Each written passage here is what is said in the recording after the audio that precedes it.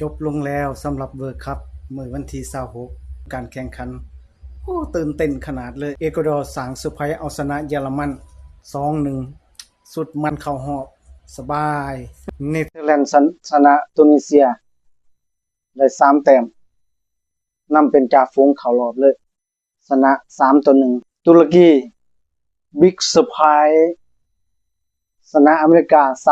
3-2เกมได้จะว่าประทับใจที่สุดคอมเมนต์มาเด้อสรุปผลมื้อนี้ก็คือเอกวาดอร์ชนะเยอรมัน2-1ไอริโคสชนะคูราซาว2-0เนเธอร์แลนด์ชนะตุนิเซีย3-1ญี่ปุ่นกับสวิตเสมอกัน1-1เข้ารอบทั้ง2กอดคอกันเข้ารอบเลยออสเตรเลียกับปารากวัยเสมอกัน0-0เข้ารอบออสเตรเลียตุรกีบิ๊กเซอร์ไพรส์ชนะอเมริกา3-2เย้พวกเจ้าคิดว่าทีมใดสิได้เข้าไปไกลลึกๆบ้านโลกครั้งนี้พิมพ์มาเด้อพิมพ์มาบอกกันพอได้ติดตามลุ้นไปนํกันว่ามันสิได้บ่เนาะพิมพ์มาเด้อขอบใจหลายๆ